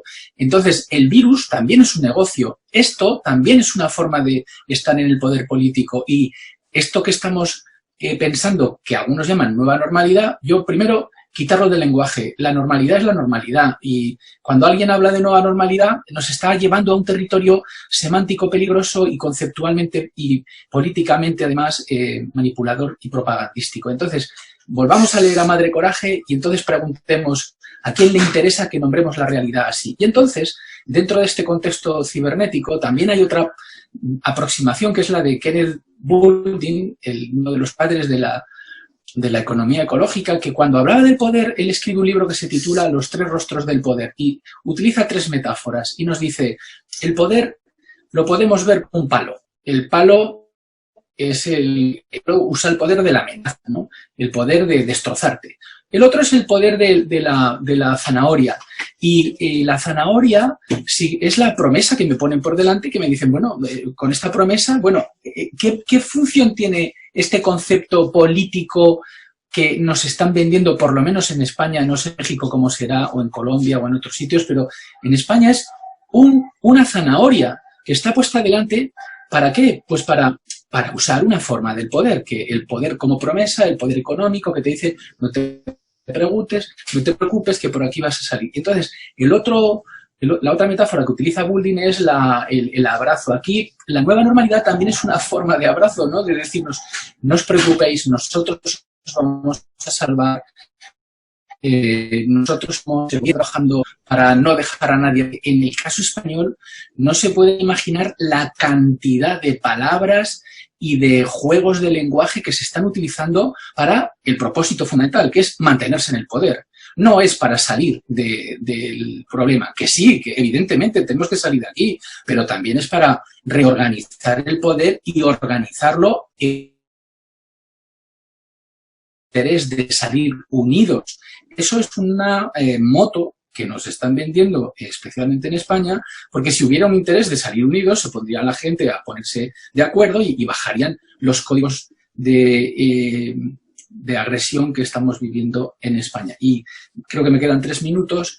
Otro de los textos, para volver al hilo, es el que decía antes de Bernet, ¿no? Que claro que en las democracias que tenemos, que son pues de los mejores sistemas que conocemos o que hemos sabido inventar como humanos, pues la manipulación consciente e inteligente de los hábitos y de las opiniones organizadas de las masas, eso es fundamental. Y entonces con el lenguaje es el instrumento principal, el lenguaje es el lugar donde se concretan los sistemas, nuestras pulsiones, nuestras emociones, y ahí es donde tenemos que desnudar esto que se nos está vendiendo. Y las preguntas que hay que hacer son las preguntas que están prohibidas, las preguntas que de alguna manera von Foster la llamaba las preguntas legítimas, y las preguntas legítimas son aquellas que no tienen una respuesta, que en cibernética o en sociocibernética hay que insistir siempre en que no somos máquinas de trivialización, al revés, hemos de potenciar esa no respuesta trivial, y cuando nos colocan en el discurso político palabras como normalidad y le ponen el adjetivo nueva, uy, aquí hay algo tramposo. Igual que cuando alguien me dice que vamos a crear un escudo social para no dejar a nadie atrás y luego resulta que tiene unos privilegios como nunca ha habido un gobernante en España. En el caso español es que yo estoy encendido. Entonces ya me perdonarán el tono porque quizás no era el sitio más adecuado y me he ido yo por otros derroteros que no eran los más acertados. Solamente me queda otra pincelada que también es de von Foster, que dice que, claro, que él dice que el que escucha y no el que habla determina el significado de una expresión.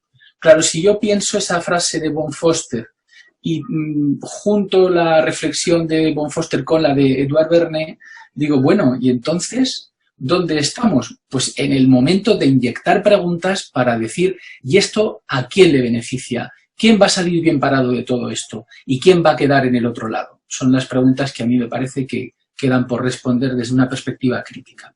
Me callo. Muchas gracias, Jaime.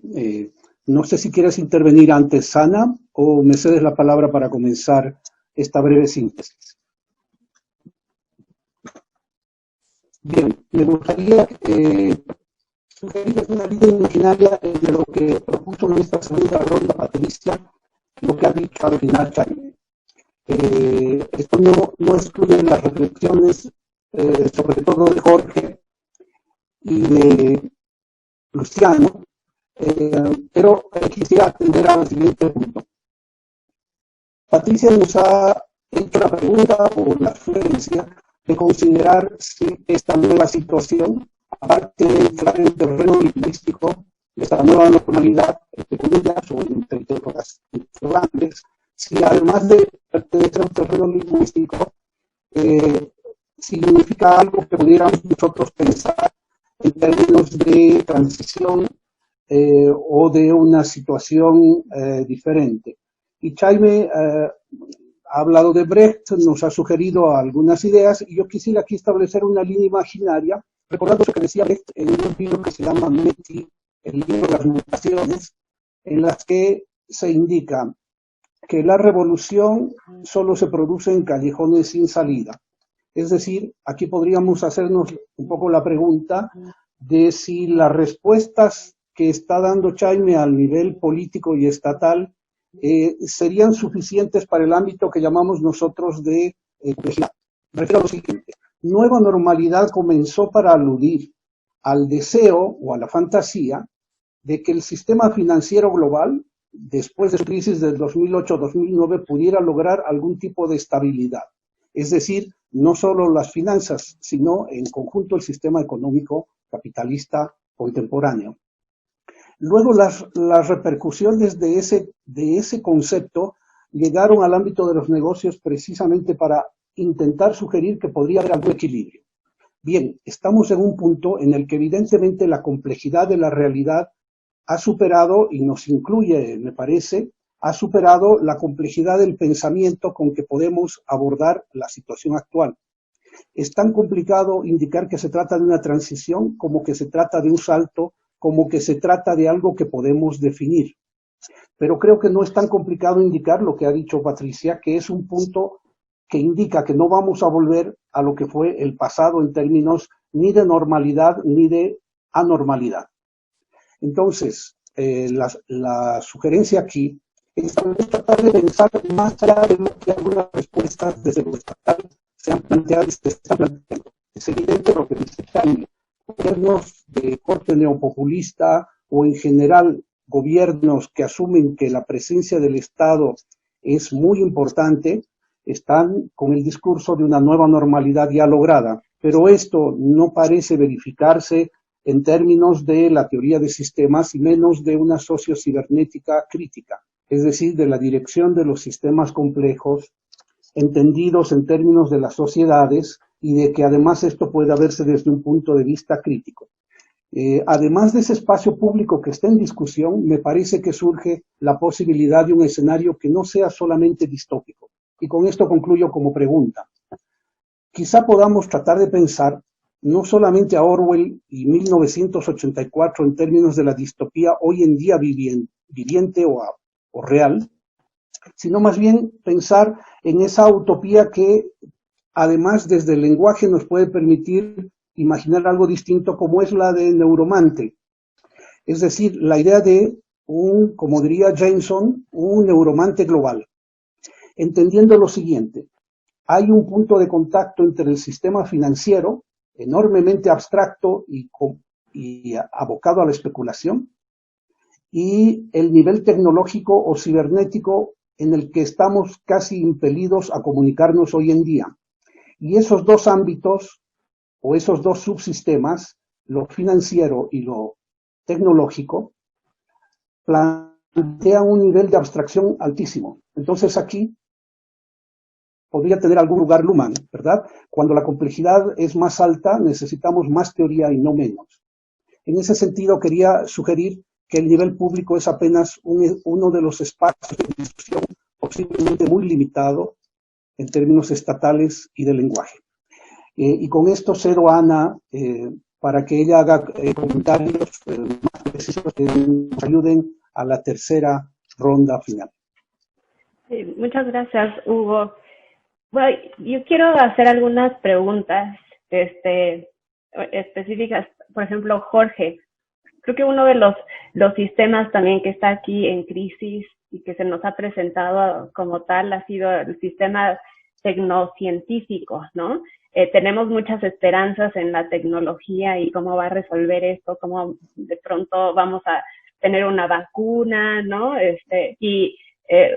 Me gustaría que a lo mejor nos platicaras un poco de eso. Luciano, tengo una pregunta con respecto al primer ejercicio que nos pusiste, muy interesante, pero me pregunto cómo sería en el contexto del COVID ese alejamiento que tendríamos que hacer como observadores cuando esto es una realidad que la tenemos aplastada en la cara, ¿no? En donde ya nada más, o sea, ya no está nada más en juego lo que observamos, sino también lo que sentimos, ¿no? O sea, estamos conociendo ya desde otras sensibilidades, ¿no? Percibiendo con otros sentidos y qué papel juega eso pues en la observación, ¿no? O sea, en cómo analizamos este fenómeno. Patricia, hablaste un poco sobre cómo podríamos darle dirección a estos sistemas, pero tratando de hacer quizá o sea, un lugar más justo, ¿no? Con menos desigualdad, y ahí tendríamos que aplicar esta teoría crítica, ¿no? ¿Cómo podríamos revertir estas lógicas necropolíticas y biopolíticas que ya han decidido cuáles son los cuerpos que valen más, ¿no? Cuáles están jerarquizados unos por encima de otros? Hemos hablado mucho de esto de adaptación y resiliencia, y yo que veo temas de medio ambiente, a veces siento que la resiliencia la utilizamos demasiado en el sentido que creemos que como humanos podemos resistir todo, ¿no? O que no hay consecuencias, o que incluso si en 2 años pudiéramos regresar a estar como estábamos hace unos, ¿no? O sea, hay una falsa idea de que podemos aguantar lo que sea, que somos de plástico, ¿no? Y en ese sentido, ¿cuáles son esos límites de la adaptación, ¿no? De la resiliencia. Hay una pregunta que lanzó Paul Preciado, que me ha atormentado estas semanas, que es, ¿para qué condiciones, ¿no? ¿Qué qué tanto es aquello que podemos resistir. Y bueno, estamos entonces a la última ronda de, yo creo que vamos bien de tiempo, pero, pues, entonces empezamos contigo, Patricia. Gracias. Yo creo que la discusión realmente es un punto de inicio para otras discusiones que tengamos, espero, en el CISAM nuevamente y en este entorno. Es que no hay punto de retorno, ¿no? O sea, en un pensamiento sistémico puede haber retroalimentación, pero nunca vuelves al punto inicial. Y con eso y yo con eso quería cerrar también la intervención, ¿no? Entonces, en ese proceso, pues aprendemos, nos damos feedback, crecemos, nos adaptamos hasta cierta medida. El sistema no es infinito, ¿no? Sino que dependiendo las presiones puede convertirse en otra cosa y eso es colapsarse y desaparecer. Y luego volverse otra cosa, vamos, no desaparecer de la nada, pero sí que tiene una profunda reestructuración, ¿no?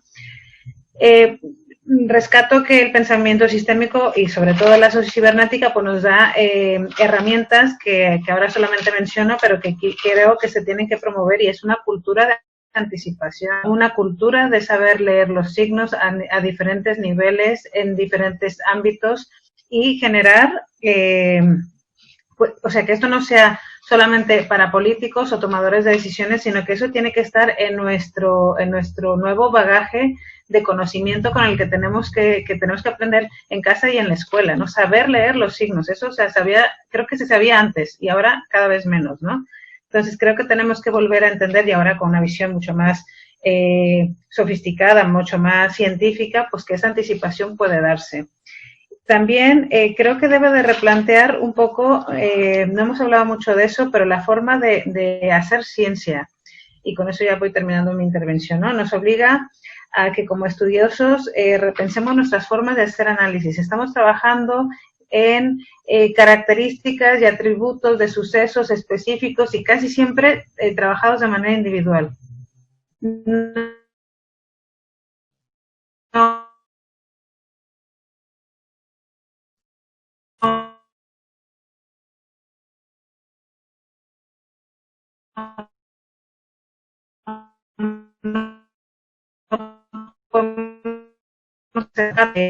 No,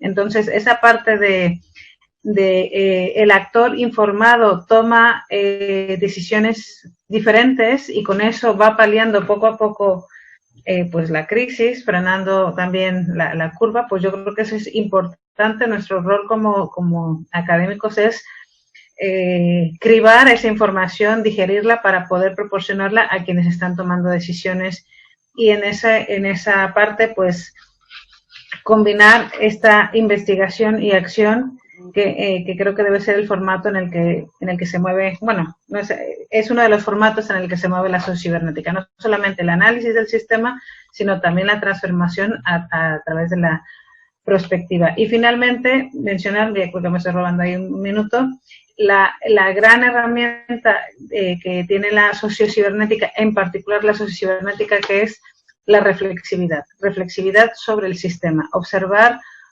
observándonos, observar generando cambios, no siempre a lo positivo, también a lo negativo, pero solamente a través de esa observación, de la observación puedo darle un sentido y luego a partir de la acción transformarlo. Y solamente así el cambio va a ser hacia algo un poco más justo, hacia algo un poco más inclusivo y no solamente reajuste para que la parte más fuerte del sistema sobreviva, ¿no? Entonces yo creo que son muchos retos los que nos quedan y bueno, pues encantada de haber estado aquí con tres titanes de la sociocibernética compartiendo pues ideas que nos parecen importantes, pues no quedárnoslas en nuestro grupito, ¿no? Sino poderlas implementar en los diferentes ámbitos de estudio en donde me parece que el CISAN está haciendo aún pues intervenciones importantes.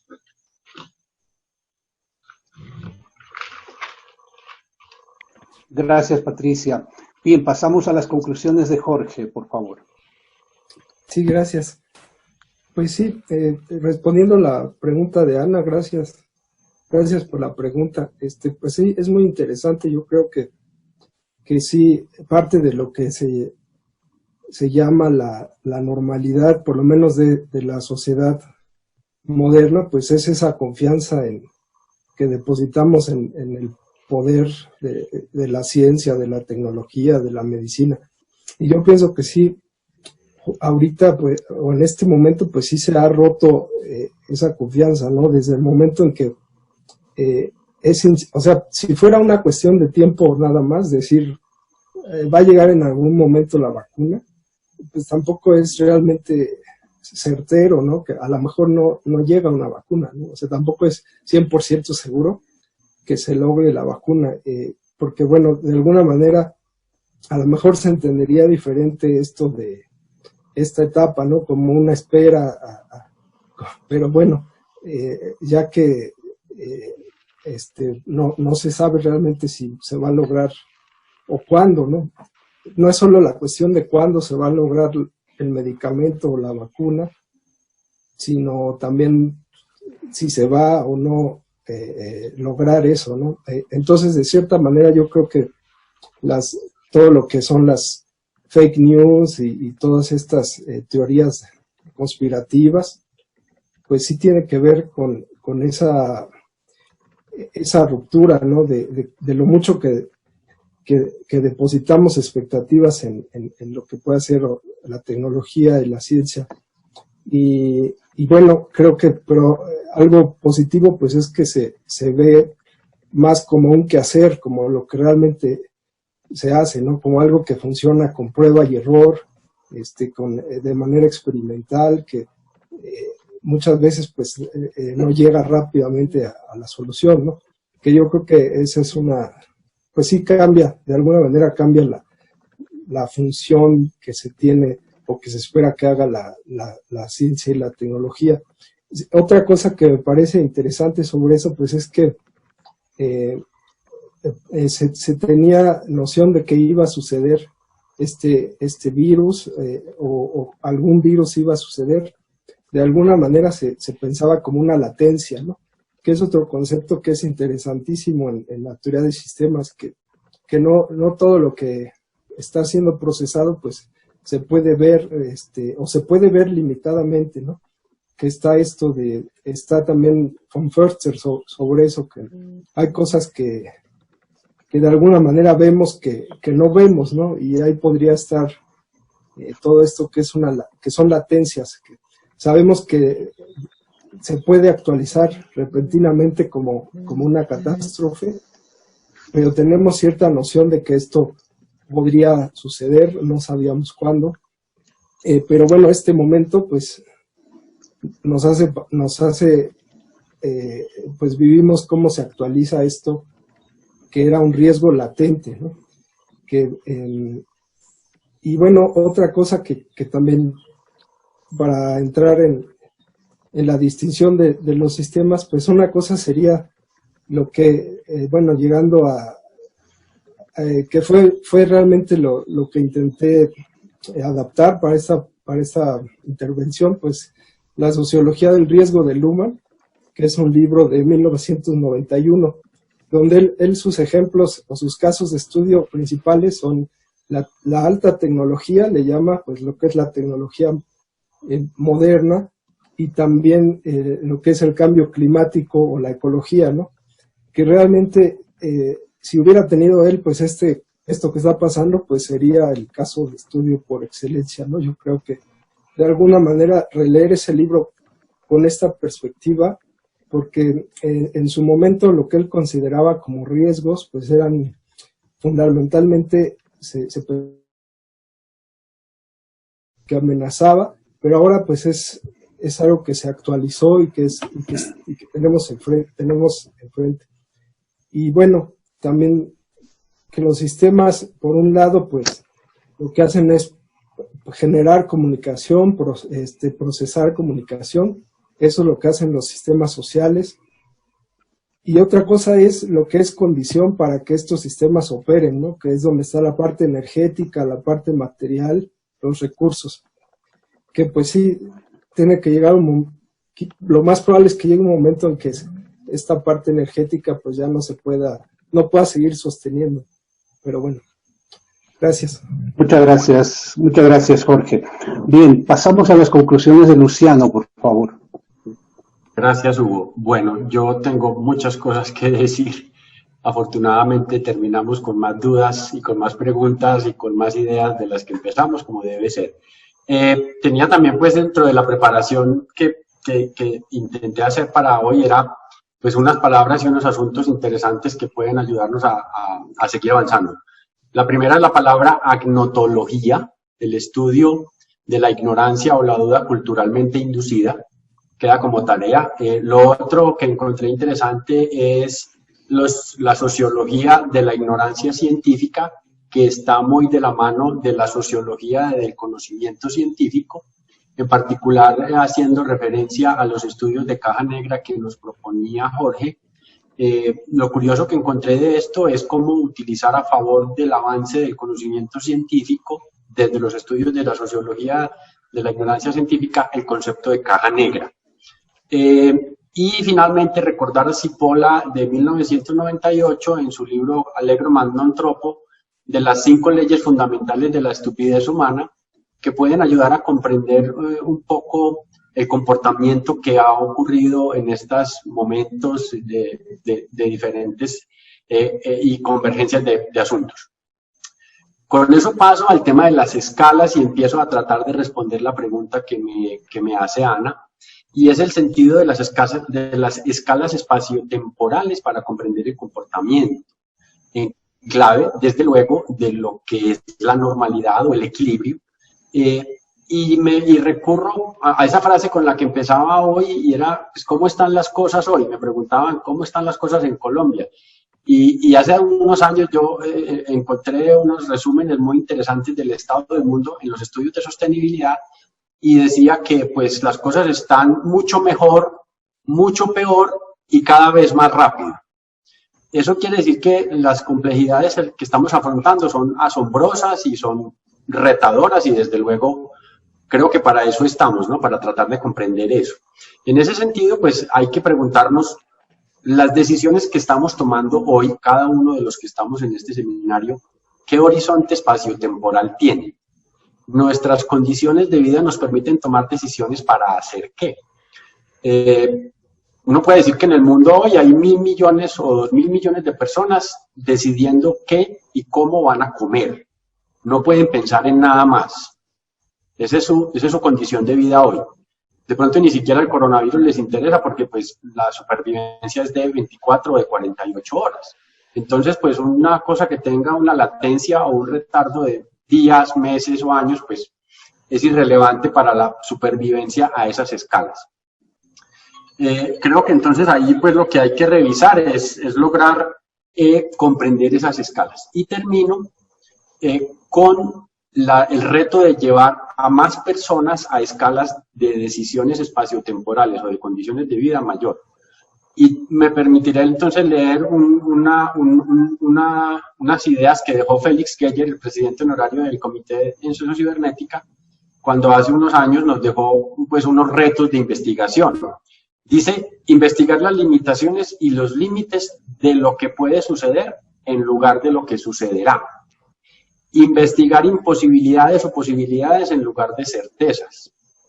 Trabajar con escenarios alternativos en lugar de predicciones. Analizar condiciones facilitadoras en lugar de determinantes causales estrictos. Utilizar la noción de feed forward para hacer frente a algunas de las incertidumbres en el mundo generalmente incierto, en vez de aferrarse a las planificaciones centralizadas. Enfatizar la estrategia en su significado militar original de tener un plan para un ambiente incierto que será modificado cuando se requiera, en lugar de aferrarse a un plan pase lo que pase. Y finalmente, enfatizar la navegación en su significado naval original, de alcanzar el puerto previsto adaptando flexiblemente el curso y el aparejo a los vientos y a las corrientes, en lugar de ir obstinado contra los mares, arruinando la nave.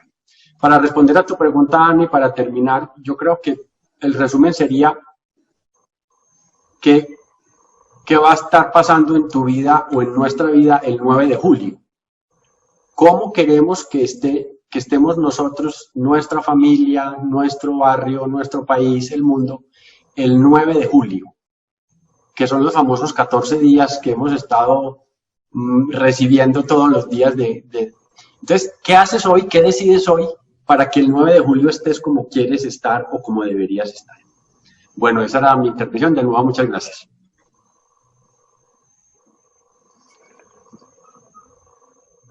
Muchas gracias, Luciano. Pasamos al último balance final de Chaime, por favor. Bueno, no sé si voy a estar a la altura. Yo a Ana no le he oído que me preguntara algo. No sé si has citado a Paul B. Preciado, que fue compañera mía de clase cuando se llamaba Beatriz y era de un curso más pequeño que el mío, y he de decir que competía por las matrículas de honor de manera despiadada. O sea, que tenía un comportamiento que no sé si luego lo ha mantenido para otras partes de la vida. Entonces, sobre eso podía contar alguna anécdota, pero creo que no es el lugar y además se está retransmitiendo y grabando. A ver, yo lo que tengo son inconclusiones después de escuchar aquí estas cosas. ¿Me has hecho alguna pregunta, Ana? No, ¿verdad? No, vale, pues entonces tengo libertad para responder a lo que me dé la gana. Entonces, bueno, lo que veo es que la tecnología que está detrás de esta idea de vacuna, la idea de ciencia, que en realidad yo siempre lo digo en plural, no creo que haya ciencia y ciencias, se mueven siempre entre un polo que es el del control y el de la emancipación, entre el poder y la libertad.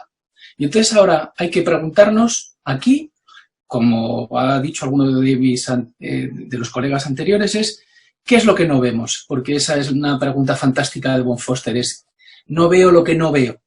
¿Qué es lo que no estamos viendo? Porque también hay cosas que se nos están ocultando. Y entonces el poder, que es el énfasis que yo le pongo siempre a la parte de sociocibernética, es el poder siempre es una oportunidad. Se puede vivir como una oportunidad. ¿Una oportunidad para qué? Pues para mi beneficio, para aprovechar mi oportunidad, para mí, para mi familia, para mantenerme en el poder, para los míos es una oportunidad. Pero también es una posibilidad de servicio. ¿Y para qué? Pues para una mejor sociedad. Entonces, en momentos críticos como este, aparecen las dos tensiones en el poder. ¿El poder para qué? ¿Para qué confinarnos? ¿Para salvarnos? ¿Y salvarnos a toda costa? ¿La salud a toda costa?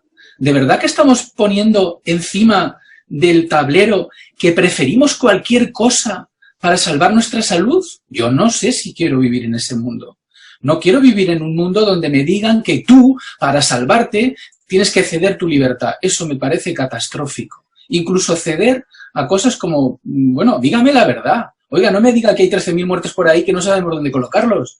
Que eso me parece fascinante. Y me diga que dentro de 14 días ya podrá salir a la calle porque, oiga, yo saldré a la calle cuando me dé la gana. No me haga a mí decidir lo que... En fin, cuando me dé la gana también hay que ponerlo en su contexto porque yo no quiero perder la vida, ni quiero que los de a mi alrededor lo pasen mal, ¿no? Entonces, aquí daría para hablar más, pero fijaos, estamos en un contexto donde la salud a toda costa nos está haciendo ceder un montón de cosas, en un contexto manipulado, con un lenguaje manipulador, organizado, propagandístico, que oculta, que esconde, que además se llegan a de un maquillaje tecnocientífico y además promisorio, la promesa de la vacuna, vaya. Fíjate qué bien, como va a haber una vacuna, te puedo prometer quédate en casa que entonces ya verás, luego podrás salir. ¿Y cómo vamos a salir? ¿Esclavos de qué? ¿Del móvil? Imagínense, con un chip para que te controle. Bueno, ahí hay un tema muy importante.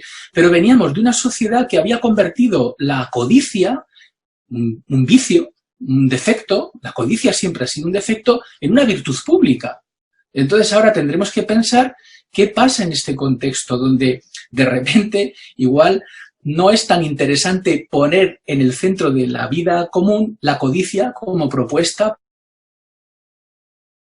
Entonces, yo querría, no sé si a tiempo o a destiempo, decir otra cosa que he aprendido en el grupo de sociocibernética y de von Foster es: tú eres responsable de tus decisiones sobre lo que es indecidible.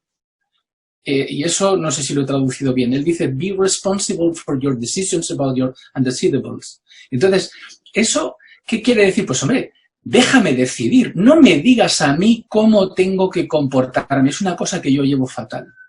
Hombre, ¿tengo que ir con el coche a la velocidad que me dé la gana por la carretera y me salto todos los semáforos? No, no lo estoy diciendo en ese sentido. No estoy diciendo voy a beber todo el tequila que quiera y luego manejaré el carro por donde me dé la gana. No, no estoy diciendo eso. Estoy diciendo algo que está atado a esta idea de salud a toda costa, seguro. ¿No será primero libertad y verdad por encima de cualquier otra cosa? La capacidad de razonar.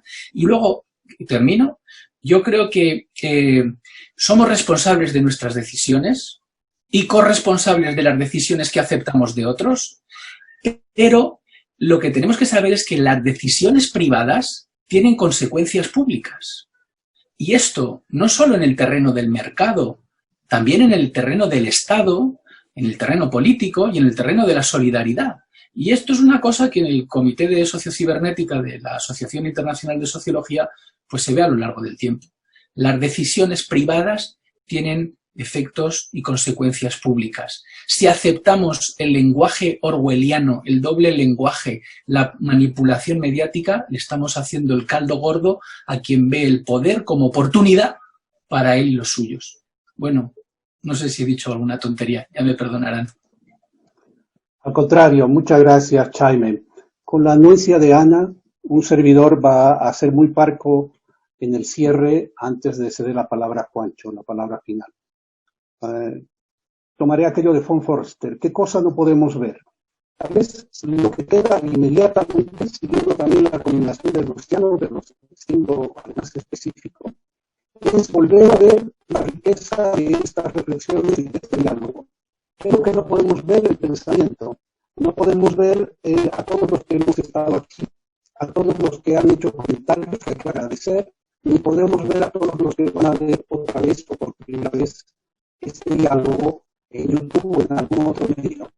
De manera que tal vez la sugerencia como la de releer es volver a ver este diálogo, pensarlo con más calma y estar abierto a la autorreflexión que pueda motivarnos. Muchísimas gracias a los ponentes y quiero ceder esta vez la palabra a Juancho para que él, mejor que nosotros, pueda decir cómo cerrar este diálogo tan grato y además tan rico.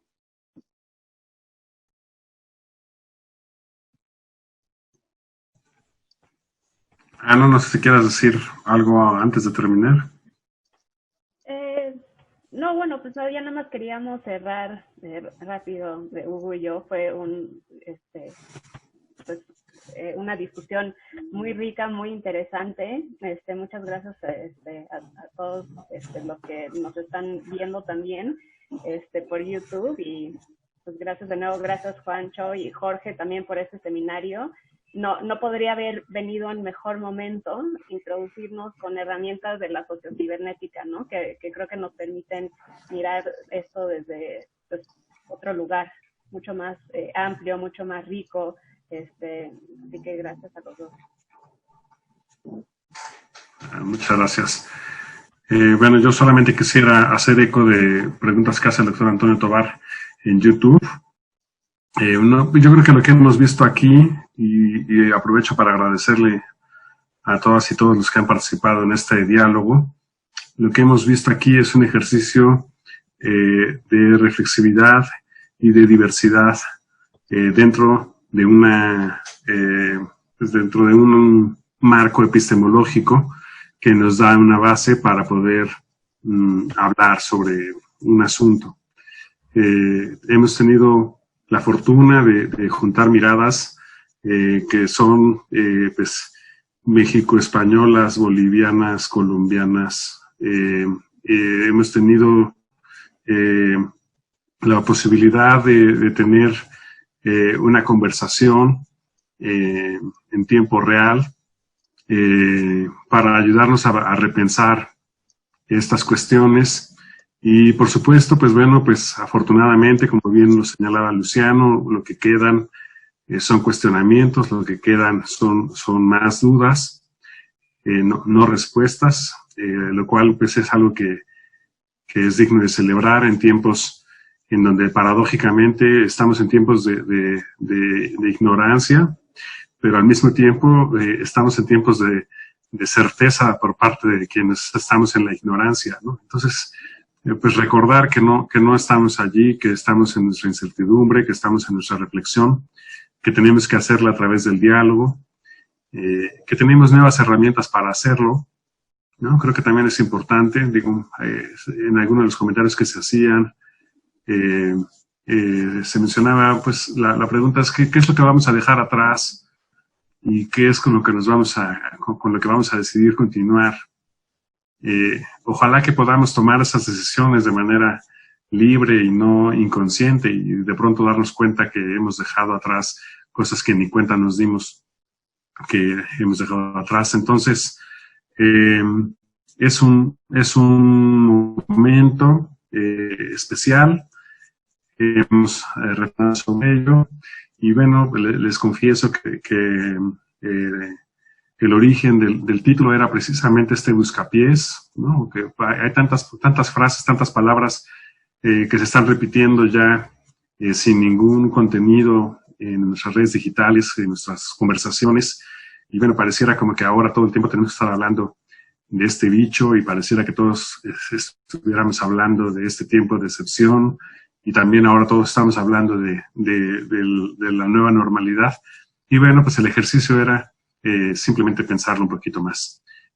Les agradezco infinitamente a quienes participaron en esta conversación y también a quienes se conectaron tanto a través del Zoom con el debido registro como los que nos siguieron en las redes sociales, en el YouTube del CISAM. Les invitamos a que estén pendientes de las actividades del RC 51 para que participen si les interesó este tema. Pues muy pronto tendremos nuestra conferencia internacional que será la primera en modo no presencial. Entonces habrá posibilidad de que estemos más personas que antes, ¿no? Antes había que construir todo un artificio para poder llegar a un lugar del planeta y juntarnos. Ahora pues necesitamos un poquito menos. Entonces, pues está esta posibilidad. Yo les agradezco infinitamente y pues me despido. Gracias también a los integrantes del Seminario de Cibernética Crítica por haber hecho esto posible. Ana, Hugo, por ser los anfitriones de este diálogo. Muchísimas gracias. Hasta la próxima.